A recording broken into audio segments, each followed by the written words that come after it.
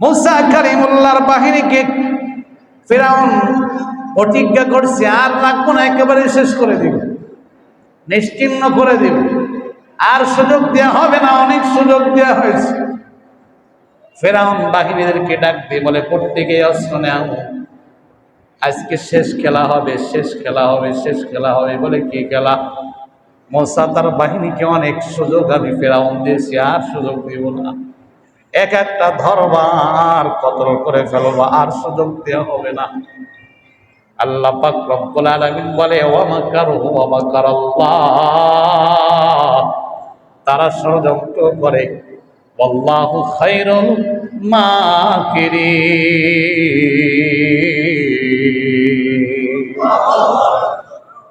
ওয়া মাকারু ওয়া মাকারাল্লাহ আল্লাহু খায়রুল মাকিরিন।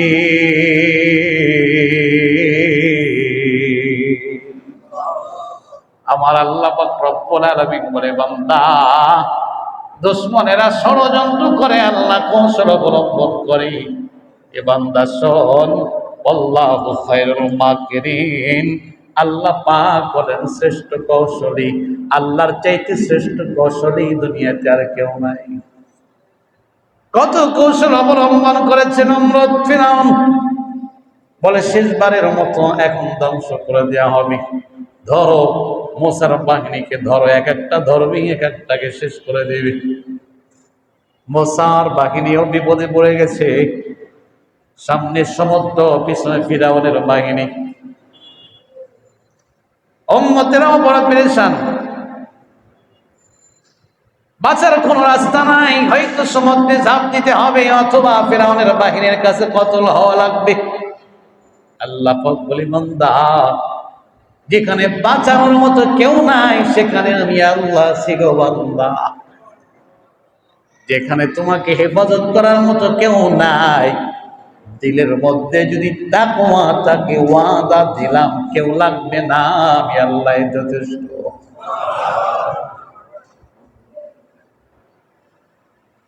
উম্মতেরা ডাক দিয়ে বলে, ও পয়গম্বর মুসা, কি করলাম? রাস্তা বলে তো আমরা সমুদ্রের পাড়ে হাজির হয়ে গেলাম, পিছনে যাওয়ার কায়দা নাই। ফিরাউনের বাহিনী প্রত্যেকের হাতে অস্ত্র, সামনে ঝাঁপ দিতে হবে, সমুদ্রে হাবুডুবু খেয়ে মরে যাব। মুসা বলে, টেনশন নাই, আল্লাহ আছে। মুসলমানের কি আছে? আওয়াজ দিয়ে বলুন, মুসলমানের কি আছে? উম্মতেরা বলে, আল্লাহ ভক্ত আছে, কেমনে বাঁচবো? কোন রাস্তা তো দেখি না। মুসা বলে, রাস্তা লাগবে না, আমার আল্লাহ কেমনে বাঁচাইবে আমরা জানি না, আল্লাহ পাক জানে। ডাক দিলেন আল্লাহকে, আল্লাহ এখন কি করার তুমি বলে দাও। আল্লাহ পাক বলে, টেনশন নাই, লাঠি দিয়ে সমুদ্রে আঘাত করো। বলে, লাঠি দিয়ে আঘাত করলে কি হবে? বলে, কি হবে বলার দরকার নাই, একটা আঘাত করে দেখো কি হবে। পয়গম্বর আঘাত করলেন, সাথে সাথে বিশাল বড় রাস্তা হয়ে গেল। মুসা তার বাহিনী পার হয়ে গেল, ফিরাউন বাহিনীর সমুদ্রের সামনে হাজির হয়ে গেল। ফিরাউনের বাহিনী বলে, কি ব্যাপার, এখানে রাস্তা কেমনে হলো? ফিরাউন বলে, এটা তো অনেক আগে আমি বানাইছি, তোমরা রাস্তায় নামে যাও। ফিরাউনের বাহিনী যখন সমুদ্রের মাঝখানে চলে গেল, আল্লাহ পাক পানিটাকে আগের মতো আবার মিলায় দিলেন। ফিরাউন তার বাহিনী সব নীল নদীর মধ্যে হাবুডুবু খেয়ে শেষ হয়ে গেছে। ওমাকারুল্লাহ আল্লাহু খায়রুল মাকিরিন। ঈসা আলাইহিস সালাতু ওয়াস সালামকে একেবারে শেষ করে দেবে। ইহুদিরা তালাশ করে, ঈসা কোথায়? খোঁজ পেয়েছে, অমুক ঘরের মধ্যে অবস্থান করছে। বলে, এবার সুযোগ আসছে, এই ঘরটাকে ঘেরাও করো। পালানোর কোনো রাস্তা নাই, বাঁচার কোনো রাস্তা এবার নাই, তাকে ধরবো, একেবারে শেষ করে দিব। চতুর্দিক দিয়ে ঘেরাও করে ফেলছে। ঈসা পালাইতে পারবে না, কোথাও যাইতে পারবে না। আরে আমার আল্লাহ যদি থাকে, চতুর্দিক দিয়ে যতই ঘেরাও করো, বলেন কোনো লাভ হবে? আওয়াজ দিয়ে বলুন, কোনো লাভ হবে? আল্লাহ পাক বলে, ওয়াইন কানা মাকরুহুম লিতাজুলা মিনহুল জিবাল, ওয়াইন কানা মাকরুহুম লিতাজুলা মিনহুল জিবাল। দুশমনের ষড়যন্ত্র যদি এত শক্তিশালী হয়, পাহাড়কে টলায় দেবে, পাহাড়কে সরায় দেবে। আমি আল্লাহ যদি থাকি, বান্দা তোমার কিছুই করতে পারবে না। ফাকাদ মাকারাল্লাযীনা মিন ক্বাবলিহিম।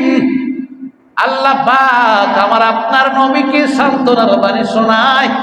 ওয়াকাদ মাকারাল্লাযীনা মিন ক্বাবলিহিম, নবী।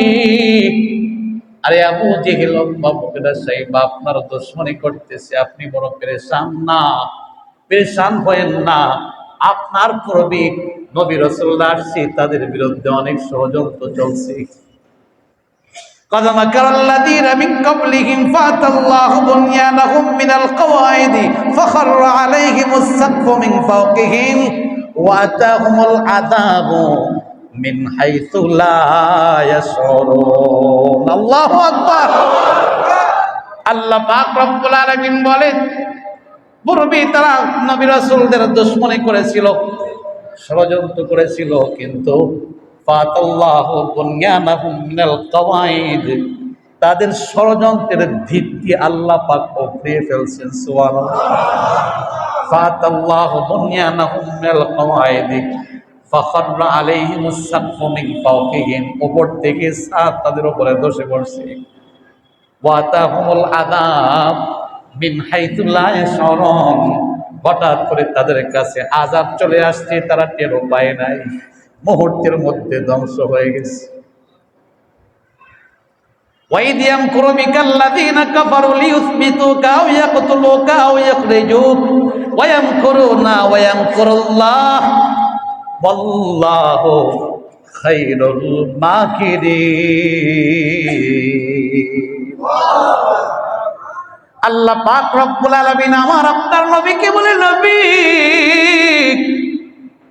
আবু জেহেল, উতবা, মুগিরা, শাইবা, কাফের মুশরিকরা দল, আপনার দুশমনেরা আপনার বিরুদ্ধে ষড়যন্ত্র করছে, আপনাকে দেশান্তর করবে, আপনাকে আবদ্ধ করবে, আপনাকে কতল করবে। ওয়াইদ ইয়ামকুরু বিকাল্লাযীনা কাফারু লিয়াসবিতুকা আও ইয়াকতুলুকা আও ইখরিজুক ওয়া ইয়ামকুরুনা ওয়া ইয়ামকুরুল্লাহ, নবী, তারা ষড়যন্ত্র করে, শুনে রাখেন, আল্লাহ পাক কৌশল অবলম্বন করেন। ওয়া ইয়ামকুরুনা ওয়া ইয়ামকুরুল্লাহ আল্লাহু খায়রুল মাকিরিন, নবী, আল্লাহ পাক বলেন শ্রেষ্ঠ কৌশলী, কাজে টেনশন নাই। আমার আপনার নবীকে পূর্ববর্তী নবীদের কথা শোনায়, সর্বশেষে নবীকে সান্ত্বনার বাণী শোনায়। এই ছাড়াও ঈসার দুশমনেরা তার বাড়িটা ঘেরাও করে ফেলছে, ঈসাকে ধরবে, পাকড়া করবে, শেষ করে ফেলবে। দেখি না আমার আল্লাহ কত বড় কৌশলী। আল্লাহ পাক রব্বুল আলামিন ছাড় দেন কিন্তু ছেড়ে দেন না। আরে আমার আল্লাহ ছাড় দেন কিন্তু ছেড়ে দেন না। ইন্নাহুম ইয়াকিদুনা কায়দা ওয়া আকিদু কায়দা ফামাহিলিল কাফিরিনা আমহিলহুম রুয়াইদা। আমার আল্লাহ পাক রব্বুল আলামিন ছাড় দেন কিন্তু ছেড়ে দেন না। চতুর্দিক দিয়ে উম্মতেরা, চতুর্দিক দিয়ে দুশমনেরা ঘেরাও করে ফেলছে, ঈসাকে শেষ করে ফেলবে। একজন ঢুকেও পড়ছে, ঈসাকে টান দিয়ে বের করবে। আমার আল্লাহ পাক রব্বুল আলামিন ঈসা পয়গম্বরকে ফেরেশতাদের মাধ্যমে ছাদের উপর দিয়ে আসমানে উঠায় নিলেন।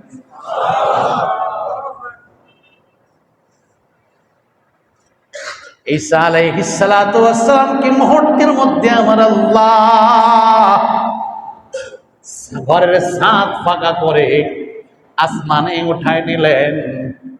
যে বান্দা সর্বপ্রথম ঈসাকে ধরার জন্য ঘরের মধ্যে ঢুকছি, আল্লাহ পাক তার চেহারাটা ঈসার চেহারার মতো করে দিলেন।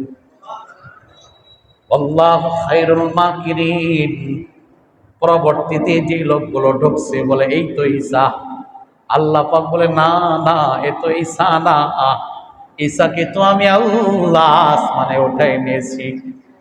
যেই বান্দা সর্বপ্রথম ঈসা নবীর দুশমনী করতে গিয়ে ঘরে প্রবেশ করছে, আল্লাহ পাক তার আকৃতিটাকে ঈসা পয়গম্বরের আকৃতির মতো করে দিলেন। সবাই বলে এই তো ঈসা, সে বলে না আমি ঈসা না। বলে না তোমাকে তো ঈসার মতো দেখা যায়। বলে না কসম খাই বলে আমি ঈসা না। তুমি যতই বলো আমি ঈসা না, তোমার কথা শোনা হবে না। সবাই টান দিয়ে ধরে এনে শুলির উপরে চড়ায়া হত্যা করে ফেলছে, কতল করে ফেলছে। সবাই খুশি আমরা ঈসাকে কতল করে ফেলছি। পরবর্তীতে যখন হিসাব মিলায় দেখে আমাদের মধ্যে একদম তো দেখা যায় না, তখন সবাই চিন্তায় পড়ে গেল। লোকটা বারবার বলছে আমি ঈসা না, মনে হয় আসলে আমাদের লোকই ছিল। আল্লাহ পাক তার চেহারাটাকে ঈসার চেহারার মতো করে দিয়েছে। পরবর্তীতে আল্লাহ পাক জানাই তো দিয়েছেন কোরআনে হাকিমের মধ্যে, আসলে ঈসা তো হত্যা হয় নাই, কতল হয় নাই। ঈসা পয়গম্বরকে আমি আল্লাহ কুদরতিভাবে সাত ফাঁকা করে আসমানে উঠাই নিয়েছি। আজ ঈসা আলাইহিস সালাতু ওয়াস সালাম আসমানে অবস্থান করতেছেন, মনে নাই ইন্তেকাল হয় নাই। কিয়ামতের আগে ঈসা আলাইহিস সালাম দুনিয়াতে আগমন করবে, তবে নবী হিসেবে না, আমার আপনার নবীর উম্মত হিসেবে দুনিয়াতে আসবে। সুবহানাল্লাহ। ঈসা আলাইহিস সালাতু ওয়াস সালাম যখন দুনিয়াতে আসবেন, ঈসা আলাইহিস সালাতু ওয়াস সালামের বিধান তখন হবে না। ঈসা পয়গম্বর আমার আপনার নবীর বিধান ফলো করবে। সুবহানাল্লাহ। নতুন শরীয়ত নিয়ে আসবে না। ঈসা আলাইহিস সালাতু ওয়াস সালাম এসে দাজ্জালকে হত্যা করবে, দাজ্জালকে কতল করবে। ঈসা আলাইহিস সালাতু ওয়াস সালামের পিছনে কত ষড়যন্ত্র করলো, কোনো লাভ হয়েছে? আওয়াজ দিয়ে বলুন, কোনো লাভ হয়েছে? আমার আপনার নবীর বিরুদ্ধে কত ষড়যন্ত্র করছে, কোনো লাভ হয়েছে? সাহাবায়ে কেরামের বিরুদ্ধে কত ষড়যন্ত্র করেছে, কোনো লাভ হয়েছে? বরং যারাই ষড়যন্ত্র করেছে তারাই শেষ হয়ে গেছে। ওয়াল আকিবাতু লিল মুত্তাকিন, ওয়াল আকিবাতু লিল মুত্তাকিন। আল্লাহ পাক রব্বুল আলামিন বড় চমৎকার কথা আমাদেরকে শোনায় দেন। ওয়াল আকিবাতু লিল মুত্তাকিন, বান্দারে পরিণাম ফলটা বিজয়টা তো মুত্তাকিনদের হয়ে থাকে। সুবহানাল্লাহ। আরে সাময়িক দেখা যায় আমরা কষ্টে আছি, সাময়িক দেখা যায় দুশমনরা বড় খুশি আনন্দিত, জুলুম অত্যাচার চলতেছে। আল্লাহ পাক বলে এমন জুলুম অত্যাচার ইতিহাস করে দেখো, কোরআনটা বলে দেখো, পূর্বেও আসছে। মাসাত হুমুল বাসা আম হাসিবতুম আন তাদখুলুল জান্নাহ। আল্লাহ পাক বলে বান্দা তোমরা এমনি কি জান্নাতে চলে যাবে? আম হাসিবতুম আন তাদখুলুল জান্নাহ ওয়ালাম্মা ইয়াতিকুম মাসালুল লাযিনা খালাউ মিন ক্বাবলিকুম। অথচ তোমাদের পূর্ববর্তীদের অবস্থার মতো তোমাদের অবস্থা আসে নাই। কি পূর্ববর্তীদের অবস্থা ছিল? মাসাত হুমুল বাসা ওয়াদ দাররা, অর্থ সংকট হয়েছিল, দুঃখ কষ্ট তাদেরকে স্পর্শ করেছিল। মাসাত হুমুল বাসা ওয়াদ দাররা ওয়া যুলজিলু, তাদেরকে প্রকম্পিত করা হয়েছিল। দুশমন এমন ভাবে দুশমনে আরম্ভ করছে, তাদের মধ্যে ভয়ভীতি প্রকম্পন আরম্ভ হয়ে গেছে। ওয়াযুলজিলু, এমন অবস্থা সৃষ্টি হলো, হাত্তা ইয়াকুলার রাসূল ওয়াল্লাযীনা আমানু মাহু মাতা নাসরুল্লাহ। এক পর্যায়ে রাসূল এবং যারা ঈমান আনয়ন করছে তারা বলেই ফেললো কখন আল্লাহর সাহায্য আসবে। এত মুসিবত আর সহ্য হয় না, মাতা নাসরুল্লাহ, আর কখন আল্লাহর সাহায্য আসবে?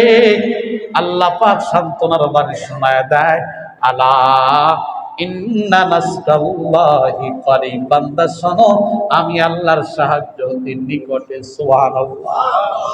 হাত্তা ইযা ইসতাইআসার রাসূল ওয়া যান্নু আন্নাহুম ক্বাদ কুযিবু জাআহুম নাসরুনা।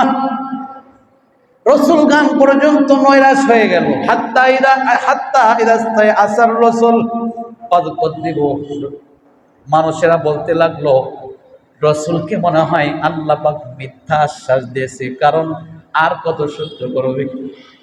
হাত্তা ইযা ইসতাইআসার রাসূল ওয়া যান্নু আন্নাহুম ক্বাদ কুযিবু জাআহুম নাসরুনা।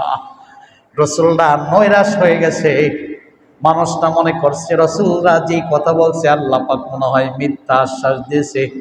আল্লাহ পাক বলে এমন হালাতে আমি আল্লাহর সাহায্য তাদের কাছে আসছে। সুবহানাল্লাহ। কাজী পরীক্ষা তো আসবে, বালা মুসিবত আসবে, দুঃখ সাময়িকভাবে আসবে। মুসলমান হতাশ হওয়া যাবে না, ভেঙ্গে পড়া যাবে না, দিন থেকে দূরে সরে যাওয়া যাবে না। আল্লাহ পাক এই কথাগুলো জানায় বলেন তাদেরকে মুসিবতে পাকড়াও করছে, কাজেই পরীক্ষা তোমাদের সামনে আসবে রে বান্দা। পরীক্ষা না দিলে পাস কেমনি করবা, কামিয়াব কেমনে হইবা?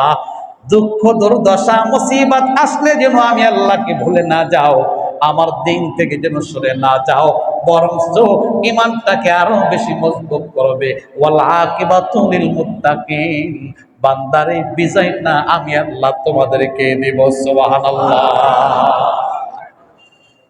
সাহাবায়ে কেরামের কাছে লোকেরা এসে বলতেছে, ও সাহাবায়ে কেরাম, মক্কার কাফেররা দলবদ্ধ হয়ে হাজার হাজার মানুষ সমবেত হয়ে তোমাদের বিরুদ্ধে লড়াইয়ের জন্য আসতেছে, মুসলমানদেরকে ভয়ভীতি দেখায়। আল্লাযীনা ক্বালা লাহুমুন নাসু ইন্নান নাসা ক্বাদ জামাউ লাকুম ফাখশাউহুম। মক্কার কাফেররা এক হয়ে গেছে, মুসলমানদেরকে আর রাখা যাবে না। মক্কার লোকেরা সাজসজ্জিত হয়ে অস্ত্র শস্ত্রে সজ্জিত হয়ে মালামাল লয়ে রওনা করছে, মদিনা অবরোধ করে মদিনা শেষ করে দিবে। আল্লাযীনা ক্বালা লাহুমুন নাস ইন্নান নাসা ক্বাদ জামাউ লাকুম। কিছু ইহুদি এসে মুসলমানদেরকে খবর দিল সব কাফেররা কিন্তু এক হয়ে গেছে, জমায়েত হয়ে গেছে, কাজেই তাদেরকে ভয় করো। সাহাবায়ে কেরাম চমৎকার জবাব দিলেন, ফাযাদাহুম ঈমানা। সব কাফের মুশরিকরা এক হয়ে সাহাবায়ে কেরামের বিরুদ্ধে আসতেছে। রাস্তায় যাদেরকে পায় তাদেরকে সাথে নিয়ে আসে, মদিনা অবরোধ করবে। এই সংবাদ যখন সাহাবায়ে কেরামের কানে গেল, তারা হতাশ হয় নাই, বিচলিত হয় নাই, ভয় পায় নাই। ফাযাদাহুম ঈমানা। আল্লাহ পাক বলে এই সংবাদ সাহাবায়ে কেরামের ঈমানকে আরো বাড়ায় দিয়েছে। সাহাবায়ে কেরাম বড় চমৎকার জবাব শোনায় দিয়েছে। ওয়াকালু হাসবুনাল্লাহু ওয়া নি'মাল ওয়াকিল। ওয়াকালু হাসবুনাল্লাহু ওয়া নি'মাল ওয়াকিল। আল্লাহু আকবার। সাহাবায়ে কেরাম ইহুদিদেরকে শোনায় দিলেন, ও ইহুদি সম্প্রদায় শোনো, কাদের ভয় তোমরা দেখাও? হাসবুনাল্লাহ, আমাদের আল্লাহ আমাদের জন্য যথেষ্ট। ওয়া নি'মাল ওয়াকিল, আল্লাহ পাক হলেন আমাদের উত্তম অভিভাবক, কাজেই টেনশন আমাদের নাই। সুবহানাল্লাহ। বাহিনী হাজির হয়ে গেছে, বিশাল বড় বাহিনী মদিনাতুল মুনাওয়ারার চতুর্দিক দিয়ে ঘিরে ফেলছে, অবরোধ করে ফেলছে। সাহাবায়ে কেরামের সংখ্যা অনেক কম। সাহাবায়ে কেরাম পরীক্ষা খনন করে সেখানে অবস্থান করছে, যখনই ভিতরে প্রবেশ করবে তখনই প্রতিরোধ করা হবে। সাহাবায়ে কেরাম অবস্থান করতেছে, মদিনার ভিতরে প্রবেশ করলে প্রতিরোধ করা হবে। আগের থেকে আমরা আক্রমণ করব না, তারা আক্রমণ করলে পাল্টা জবাব আমরা দিব।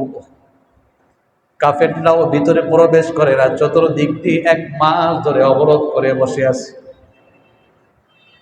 আল্লাহ পাক রব্বুল আলামিন 1 মাস পর এমন ঝড় তুফান দিয়া দিলেন, ঝড় তুফানের কারণে তাদের তাঁবু ভেঙে চুরমার হয়ে গেল।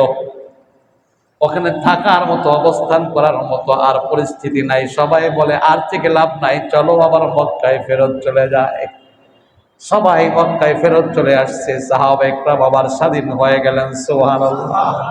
ওয়াকালু হাসবুনাল্লাহু ওয়া নি'মাল ওয়াকিল। মুসলমান পেরেশানি আসবে, দুঃখ আসবে, দুর্দশা আসবে, মুসিবত আসবে। সাহাবায়ে কেরাম যেইভাবে জবাব দিয়েছে আমরা একইভাবে জবাব দেব, হাসবুনাল্লাহু ওয়া নি'মাল ওয়াকিল, হাসবুনাল্লাহু ওয়া নি'মাল ওয়াকিল। আল্লাহ পাক আমাদের জন্য যথেষ্ট, তিনি আমাদের অভিভাবক। নি'মাল মাওলা ওয়া নি'মান নাসির। আল্লাহু আকবার। কাজী মুসলমান হিম্মত হারাবে না। যেখানে দুনিয়ার কেউ নাই, আমার আল্লাহ তো আছে। আল্লাহ পাকের সাহায্য থাকবে কেমনে? যখন আমরা তাকওয়ার গুণটা অর্জন করব। আল্লাহ পাকের ওয়াদা, আল্লাহ পাকের ওয়াদা, ইন তাসবিরু ওয়া তাত্তাকু লা ইয়াদুররুকুম কাইদুহুম শাইআ।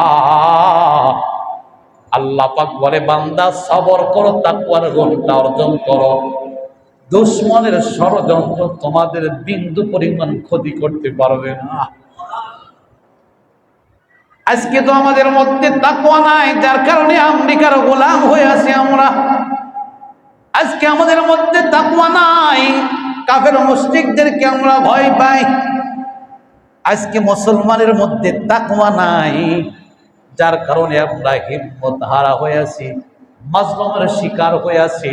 আজকে মুসলমান অবহেলিত আছে। বলে হুজুর দোয়া করেন, দোয়া করেন, দোয়া করেন। আরে হুজুর, শুধু দোয়া করলে হবে না, মুসলমান প্রত্যেকের তাকওয়ার গুণ অর্জন করা লাগবে। অস্ত্র লাগবে না, আমার আল্লাহর সাহায্য গায়েবী ভাবে আসবে, ঠিক কিনা? অস্ত্র লাগবে না, তাকওয়ার গুণটা অর্জন করলে আল্লাহ ফেরেশতা পাঠায় সাহায্য করবে। বদরের যুদ্ধে আল্লাহ পাক ফেরেশতা পাঠাইছেন কি পাঠান নাই? নবী বড় পেরেশান, কাফেররা 1000 আর মুসলমানরা 313 জন। কাফেরদের পক্ষীর হাতে অস্ত্র, মুসলমানদের কাছে মাত্র 2-3টা অস্ত্র। নবী কান্তি কান্তি সিজদার স্থান ভিজায় ফেলছে, না জানি আমার অল্প কিছু সাহাবী আজকে একেবারেই শেষ হয়ে যায় কিনা। নবীর চোখে পানি। আল্লাহ জিব্রাইলকে পাঠাই দিলেন, জিব্রাইল যাও আমার নবীকে মাথা উঠায় আসমানের দিকে তাকাইতে বলো রে জিব্রাইল। জিব্রাইল চলে আসলেন, নবী আর সিজদায় কান্না করবেন না। আল্লাহ পাক আকাশের দিকে মাথাটা ওঠানোর নির্দেশ দিয়েছেন। রাহমাতাল লিল আলামিন আকাশের দিকে যখন তাকাইলেন, দেখে ফেরেশতারা দলে দলে অস্ত্র শস্ত্রে সজ্জিত হয়ে ময়দানে নামতেছে। ওয়া ইন তাসবিরু ওয়া তাত্তাকু লা ইয়াদুররুকুম কাইদুহুম শাইআ। মুসলমান, আজকে আমরা কেন অবহেলিত? আজকে কেন আমরা নির্যাতিত? আজকে কেন আমরা মাজলুম? আজকে কেন কাফের মুশরিকরা আমাদেরকে এক একটা করে ধরে আর শেষ করতেছে? তাকায় দেখেন, আজকে মুসলমানরা একের পর এক ধ্বংস হয়ে যায়। ফিলিস্তিনের দিকে তাকান, ইরাকের দিকে তাকান, চেচনিয়া বসনিয়ার দিকে তাকান। কাফের মুশরিকরা মুসলিম রাষ্ট্রগুলোকে ধরে ধরে শেষ করতেছে, মুসলমানের খবর নাই। রে বন্ধু, আমার আল্লাহ পাক রব্বুল আলামিনের ওয়াদা, আমরা যদি তাকওয়ার গুণটা অর্জন করি, কাফের মুশরিকরা যতই শক্তিশালী হোক না কেন আমাদেরকে ধ্বংস করতে পারবে না। আজকে আমরা কেন ধ্বংস হই? নিজেদের হাতের কামাইয়ের কারণে। আমাদের মধ্যে তাকওয়া নাই, আমরা নামে মুসলমান, কামে মুসলমান না। আরে শুধু নামাজ পড়লেই কি তাকওয়া হয়ে গেল?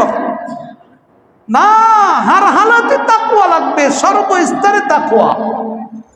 মসজিদের মধ্যে যেমন তাকওয়া, রাস্তায় যেমন তেমন তাকওয়া। মসজিদের মধ্যে যেমন তাকওয়া, ঘরের মধ্যেও তেমন তাকওয়া। মসজিদের মধ্যে যেমন তাকওয়া, লেনদেনের ক্ষেত্রে তেমন তাকওয়া।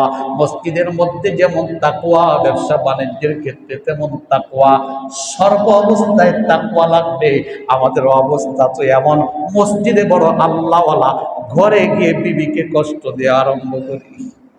এটার নাম কি তাকওয়া? বিবির হক আদায় করার দরকার আছে কি নাই? অনেক বান্দা আছে বিবির সাথে সম্পর্ক ভালো নাই, ঘরে গেলেই ঝগড়া শুরু হয়ে যায়। বিবির কাজের সাথে আপনার সহযোগিতা করা লাগবে, এটার নাম তাকওয়া। সন্তানদেরকে মহব্বত করা, এটার নাম তাকওয়া। লেনদেন সুন্দর করা, এটার নাম তাকওয়া। আবু হানিফা, ইমাম আজম আবু হানিফা দেখাই গিয়েছেন তাকওয়া কাকে বলে।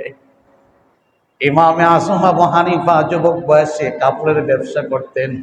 দুপুর টাইমে দোকান বন্ধ করে ইমামে আজম বাড়ির দিকে রওনা। এক লোক জিজ্ঞাসা করে, ও আবু হানিফা, এই দুপুর টাইমে কেউ কি দোকান বন্ধ করে বাড়িতে যায়, কেন তুমি দোকান বন্ধ করো? ইমামে আজম আবু হানিফা রহমাতুল্লাহ আলাইহি বলে, আকাশে মেঘলা দেখা যায়, মেঘলার কারণে দোকানটা একটু অন্ধকার হয়ে আছে।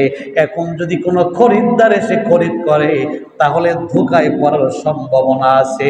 এক নম্বরটা মনে করবে দুই নম্বরটাকে, দুই নম্বরটাকে এক নম্বর মনে করে খরিদ করে নিয়ে যাবে, দোকান মধ্যে পড়ে যাবে। আমি ইমাম আবু হানিফা চাই না আমার দোকান থেকে এক বান্দা ধোঁকা খেয়ে চলে যাক।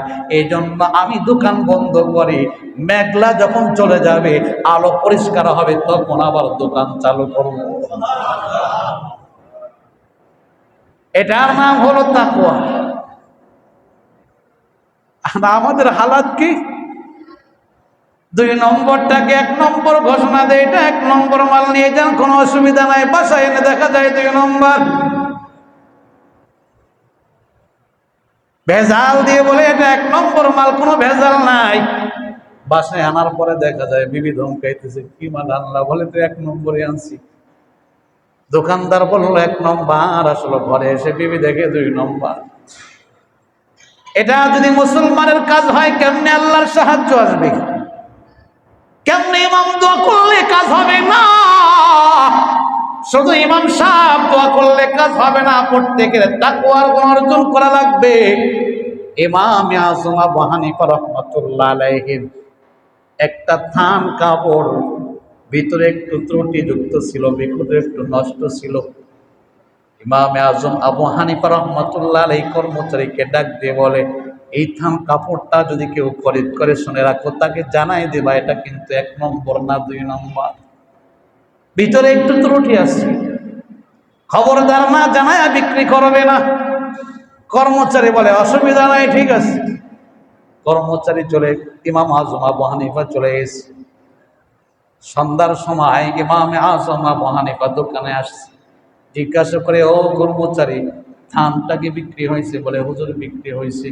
বিক্রয়ের সময় খবরটাকে বলছিলাম মাল কিন্তু দুই নম্বর, ভিতরে ত্রুটি আছে, তাকে কি বলছো? বলে হুজুর বলে গেছি। বলতে মনে নাই, যার কারণে বলতে পারি নাই। ইমাম আজম বলে, সর্বনাশ করছো, সর্বনাশ। পেরেশানি আরম্ভ হয়ে গেছে। কর্মচারীকে বলে, বলো কার কাছে বিক্রি করছো? বলে তার চেহারাটা এমন, তার পোশাকটা এমন, সে তো এই দিক দিয়ে বের হয়ে গেছে। ইমাম আজম আবু হানিফা রহমাতুল্লাহ আলাইহি ক্রেতার খোঁজে বের হয়ে গেছে। কোথায় খরিদ্দার, তাকে তালাশ করে বের করে ত্রুটির কথা তাকে জানাই দিতে হবে। সুবহানাল্লাহ। ইমাম আজম খুঁজতে খুঁজতে এলাকার সর্বশেষে যায় ওই বান্দাকে পাইছে। যে বলে, ও ভাই দাঁড়াও, তুমি কি থান কাপড় কিনে আনছো? বলে হ্যাঁ হ্যাঁ আনছি। কার দোকান থেকে? বলে ইমাম আজম আবু হানিফার দোকান থেকে। বলে কাপড়টা ভালো নাকি খারাপ তুমি কি জানো? বলে না, আমি তো ভালো মনেই করে আনছি। বলে আমি হইলাম দোকানদার, দোকানের মালিক ইমাম আজম আবু হানিফা। কর্মচারী তোমাকে বলতে ভুলে গিয়েছিল, এই জন্য তোমাকে তালাশ করে আমি বের করছি। থান কাপড়টা কিন্তু এক নম্বর না, এটা হলো দুই নম্বর, ভিতরে একটু ত্রুটি আছে, তুমি জানো না। এখন তোমাকে জানাই দিলাম, ইচ্ছা হলে তুমি নেবে, ইচ্ছা না হলে টাকা দাও, টাকা দিয়ে দেব, কাপড়টা ফেরত দিয়ে দেবে, আমার বিক্রয় করা লাগবে না। সুবহানাল্লাহ। আজকাল আমরা দোকানদাররা বলি একবার নিয়ে গেলে আর কিন্তু ফেরত নেওয়া হবে না। আর ইমাম আজম আবু হানিফা ফেরত দেওয়ার জন্য লোকটাকে খুঁজে বের করে বলে, ফেরত নাও, টাকা নাও, মাল দাও। আর এই ত্রুটি অবস্থায় যদি নিতে চাও তাহলে কোনো অসুবিধা নাই। লোকটা বলে, দাও, টাকা দাও, টাকা দাও। ইমামে আজম আবু হানিফা টাকাগুলো দিয়ে দিয়েছেন। লোকটা টান দিয়ে ছেড়ে পানির মধ্যে ফেলাই দিচ্ছে। ইমামে আজম আবু হানিফা হতবাক হয়ে গেলেন, ভাই টাকাগুলো এইভাবে নষ্ট করলেন কেন? কেন টাকাগুলো সে পানিতে ফেলাই দিলেন? লোকটা জবাব দেয়, ও ইমাম আজম, আপনার তাকওয়া দেখে আমি এখন বুঝে ফেলাইছি এইভাবে জীবন কাটানো যাবে না। বলে কোন ভাবে? বলে আপনার কাছে যে টাকাগুলো আমি দিয়েছিলাম এটা 1 নম্বর টাকা না, এটা 2 নম্বর টাকা।